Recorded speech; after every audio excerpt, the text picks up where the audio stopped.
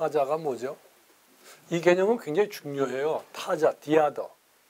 이거는 건축을 하는데 굉장히 필요한 생각인데 타자를 정의하거나 금방 머릿속에 떠오르지 않으면 뭐 할 거리가 안 생긴다고요. 그러니까 이 말은 중요한 말이에요.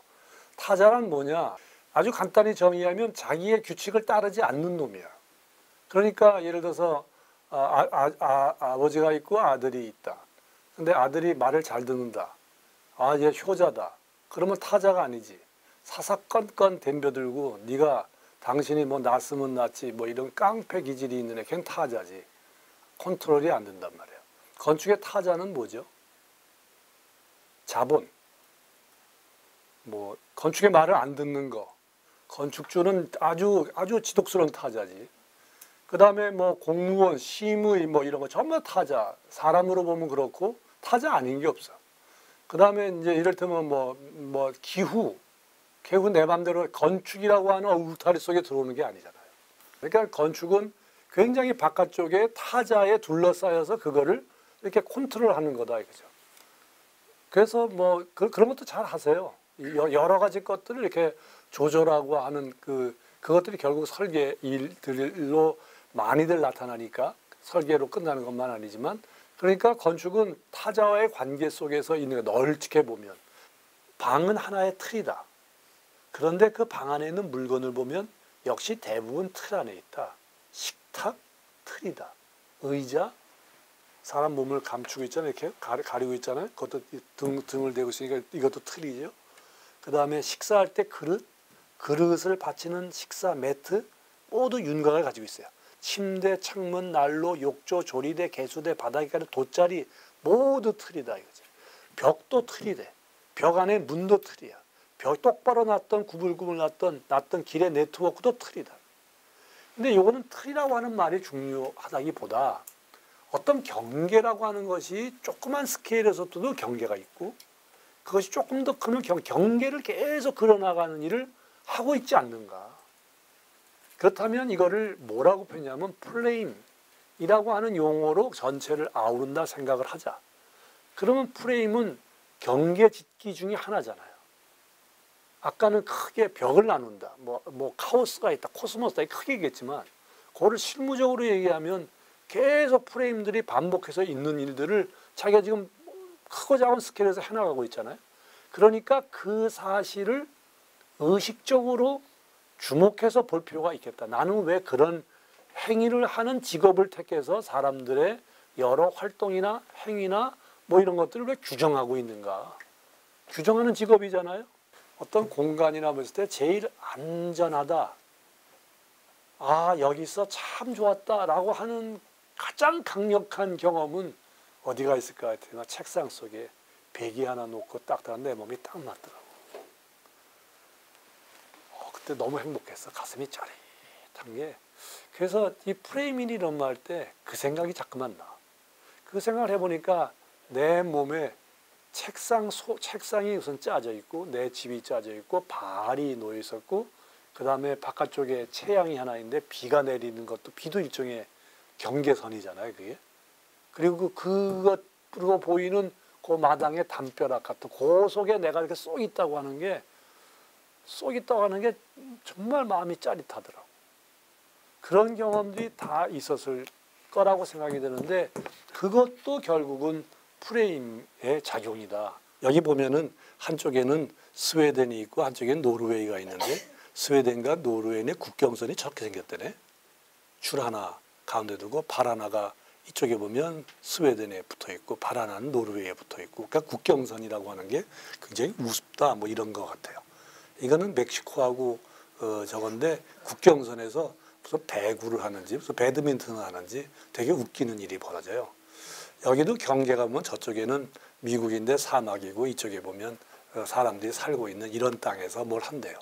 그러니까 중간에 보면은 이것도 어느 집 앞에 있는 것도 국경선인데 이게 벨기에와 네덜란드가 저렇게 어떤 집 문 앞에서 지나고 있대요. 그러니까 이게 경계라고 하는 게 어느 때는 굉장히 중요하지만 어느 때 보면 별거 아니어야 되는 사고. 그러니까 이렇게 들락날락 할 수 있는 어떤 유연한 어떤 선 이라고 하는 것들을 가져야 될 때가 많이 있어요. 아까 심은 자라지 않고 테두리가 자란다. 우리가 저쪽은 도심이고 굉장히 중심지고 번화하다 그랬지만 도시나 이렇게 반찬가 보면 별 볼 일 없다고 생각하고 눈에 관심이 없던 건데 갑자기 거기가 뭐 지하철이 들어오면서 갑자기 이제 부도심권으로 바뀌고 하는 그런 것처럼 실제로 나무나 이런 풀들이 자라는 거는 이런 돌 위에 자라는 게 아니라 돌과 돌 사이에 자라는 거잖아요. 종묘에 저 박석이 붙어 있잖아요. 월대. 그 박석이 멋있는데 사실은 종묘의 정전이 주인공인 것처럼 보이지만 사실은 그 바닥에 깔려 있는 월대, 사람들이 거기서 제사를 드리고 노래도 하고 이제 춤도 추고 하는 그 넓은 토단 같이 생긴 기단이 있잖아요. 거기를 보면 그 돌들이 굉장히 거칠게 이렇게 있는데 그 뭐 뻔한 얘기지만 하나도 똑같은 게 없고 들쭉날쭉하고 근데 그게 사실은 멋이잖아요. 굉장히 훌륭한 멋이니까 그게 종묘의 또 다른 주인공은 월대와 같은 것이다 라고 볼 수 있잖아요. 근데 그 월대의 그 멋은 뭐냐면 서로 달아있는 돌조각들 사이사이에 가지고 있는 그 벌려져 있는 상태, 돌의 제각기 다른 모양들 뭐 이런 것들이 쫙 이르면 생긴 거잖아요. 이런 것들도 보면 이게 어떤 이 풀이 자란다, 생명이 자란다, 뭔가 가능성이 있다고 하는 건 무엇과 무엇 사이에 있는 게 아닌가라는 생각을 아마 여러분들이 훨씬 더 이걸 잘할 것 같아요. 이양재 군이 2학년 때 설계 시간에 갑자기 질문이 있습니다. 그러더니 선생님 어떻게 우리나라 건축가 선생님들은 전부 다 똑같은 얘기합니까? 굉장히 저돌적인 얘기를 하더라고. 그래서 왜 그러냐 그랬더니 강연회를 갔는데 A라는 강연회 가도 병산서원, 부석사, 무슨 동락당. 또 이제 B라는 데를 갔더니 B라는 건축가도 또 똑같이 동락당, 병산서원. C라는 것 같아요. 다 그런데 도대체 왜 그럽니까? 그래서 그거 나한테 물어보냐? 그 사람한테 가서 물어보지. 그래서 자기는 병산서원이 싫다. 뭐 이런 얘기 한 게 있어요. 싫고 좋은 게 문제가 아니라 병산서원의 저 만대루는 사실은 병산이 너무 크기 때문에 그런 거잖아요. 저기 있는 만대루가 먼저 세워진 게 아니래요. 만대루는 제일 마지막에 세워졌대요. 그래서 디귿자로 이렇게 해가지고 병산을 바라봤는데 병산이 무지 크게 보이는 거예요. 그러니까 그거를 조절하기 위해서 이렇게 누를 만들고 이렇게 맞으면 좀 이렇게 스크린처럼 생겨 있는 누를 만들어가지고 했다더라라고 하는 게 이 박사 논문 중에 나오는 게 있어요. 박해도 중요하지만 안에 공부하는 사람한테 공간을 얼마나 안정되게 보여줬는가 할 수 있어요. 그러니까 저 병산서원은 저쪽과 이쪽의 내외부를 조종하는 아주 기가 막힌 건물이라고 볼 수가 있어요. 저기 조리대가 있는데 쭉 모여져 있는데 별거 아무것도 아닌 거예요. 근데 저게 병산서원과 똑같은 거예요. 앞에 있는 저 집에 저기 누더기처럼 붙어 있는 거는 병산이고요. 이쪽에 있는 방은 앞마당이고요. 병산서원에 해당되는 게 저 조리대 이렇게 계시니까 원리적으로 보면 똑같은 거예요. 그러니까 병산서원이나 이거를 너무 철학적으로 불교의 철학처럼 심각하게 덤벼들이 아니고 오히려 일상에서 이러한 일과 비교해 가지고 어떤 지혜를 좀 쉽게 이렇게 하는 것이 좋지 않을까. 공간의 시학에 대해서는 얘기할 필요가 있을 것 같아요. 그 사이코라는 영화를 들고 얘기하면 좋을 것 같아요. 근데 이 공간의 시학을 갖고 얘기한 건 아닌데 먼저 이 사진이 나와 있으니까 사이코 영화를 가지고 얘기하면 좋겠어요. 이 영화는 주인공 노만이라는 사람의 1층이 있는데 2층이 있고 3층이 있대요. 그러니까 1층, 2층, 3층이 이게 영화 속에 있는 게 아니라 1층에 들어가면 멀리서 보이는데 어머니가 있고 밑에 나가면 지하가 있고 위가 있으면 뭔가 못 들어가고 뭐 이런 그 3층의 구조가 있잖아요. 비슷한 영화를 만든 게 장화 홍련인가 하는 걸 가지고 있는 게 있어요. 근데 거기서 얘기하고 싶은 거는 자, 주택이 있다 이거예요. 주택에 1, 2, 3층이 있어요. 지하가 있고 그리고 다락방이 있고 그 다락방이 있는 게 사람이 가지고 있는 머릿속에 뭔가 공간의 개념 같은 게 있어서 그게 집에다 투영한 것인가 아니면 집이 가지고 있는 어떤 성질이 우리의 공간의 개념을 정하고 있는 것인가. 그러니까 이 히치코크의 영화를 보면 우리가 꼭대기, 중간, 밑에 이것 때문에 그 집에 2층, 1층, 지하를 그런 개념, 관념을 준 거냐 아니면 집이 그런 관념을 발생시키도록 했느냐? 어느 것 같아요? 저는 집이 사람에게 그런 관념을 줬다고 생각해요. 그러니까 관념이 있어서 만드는 게 아니라 집이 그럴 정도로 사람의 생각을 결정하는데 아주 혁혁한 공을 세우고 있는 것이다. 굉장히 큰 영향을 미치고 있는 것이다. 라움프란이란 말은, 라움은 그 공간이라는 말이고요. 플란은 이제 플랜이란 말인데, 라움은 독일 말이에요. 그렇다고 해서 이게 스페이스는 아니래요. 그 뒤에도 나오겠지만 이게 그 번역할 때는 공간 계획 이렇게 말은 했지만 라움이 꼭 공간은 아니라는 거야. 어디에 가깝냐면 룸에 가까운 말이래. 이 스페이스란 말로 직역할 수 없는 말이라는 거야. 근데 이제 이거를 아돌프 로스가 쓴 게 아니고 그 제자가 이렇게 나중에 정리하다 보니까 이 선생님, 그 아돌프 로스라는 선생님을 그 이름을 붙여서 그가 한 계획을 공간 계획이라고 할 수 있겠다. 그래서 라움플란이라 썼대요. 그래서 이 사람 주택진 거 보면 도면이 없대. 전부 다 현장에서 그렸대. 도면을 그려가지고 그대로 시공자에 맡긴 게 아니라 거의 뭐 현장에 가지고 지시하듯이 해서 만들어온 주택이 아돌프 로스의 주택의 특징이었다. 그러니까 아돌프 로스는 생긴 것과 다르게 굉장히 우리와 다르게 굉장히 감성적이 없는 건 아니지만 굉장히 신체적이고 뭔가 현실에 가 있고 뭔가 재료에 가깝고 정말 따뜻해야 되고 뭔가 건축주에 대한 어떤 생각이나 이런 게 뭐고 이게 뭘까를 그냥 골똘히 연구하고 그거를 한 근대 건축가 중에 보기 어려운 한 축이 하나가 있기 때문에 아돌프 로스를 얘기를 많이 하는 거예요. 그러니까 로스에게 공간이 뭐냐? 그러면 어떤 관계지 관념이나 표상을 하려는 게 아니었다라고 하는 그런 식의 얘기예요. 그러니까 이 사람은 무슨 어떤 건물의 사진을 찍는다고 하는 게 굉장히 싫어.